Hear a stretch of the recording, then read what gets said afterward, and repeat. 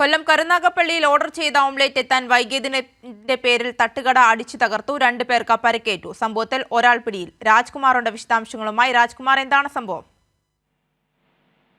ഭക്ഷണം കഴിക്കാനെത്തിയ 2 പേരെയാണ് ഈ സംഘം ആക്രമിച്ചത്. പുലിയൂർ വഞ്ചി സ്വദേശികളും സഹോദരങ്ങളായ അരുൺ, അജിൽ എന്നിവർക്കാണ് പരിക്കേറ്റത്. ഇടക്കുളങ്ങര സ്വദേശി ഗോപകുമാറിന്റെ ആലുമുക്കിലെ കടയാണ് തകർത്തത്. അഞ്ചംഗ സംഘം കട അടിച്ചു തകർക്കുകയായിരുന്നു. അക്രമി സംഘത്തിലെ പ്രസാദ് പോലീസ് കസ്റ്റഡിയിലാണ്. ഇയാൾ ഇപ്പോൾ ചികിത്സയിലുമാണ്. ഭക്ഷണം കഴിക്കാനെത്തിയവർ ഓംലെറ്റ് ഓർഡർ ചെയ്തു. താമസം എടുക്കുമെന്ന് കടയുടമ പറഞ്ഞു.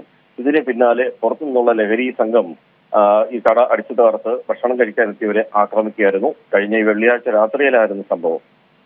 രാജ്കുമാർ, ഈ പ്രതികളെ പോലീസ് കസ്റ്റഡിയിലെടുത്തിട്ടുണ്ടോ? ഒരാൾ മാത്രമാണ് കസ്റ്റഡിയിലുള്ളത്. അയാൾ ഇപ്പോൾ ചികിത്സയിലുമാണ്. മറ്റു 2 പേർക്ക് ഗുരുതരമായി പരിക്കേറ്റിട്ടുണ്ട്. അവരെ 2 മെഡിക്കൽ കോളേജ് ആശുപത്രികളിലായി ചികിത്സയിലാണ്. ശരി, വ്യക്തമാണ്. രാജ്കുമാറാണ് വിശദാംശങ്ങൾ നൽകിയത്.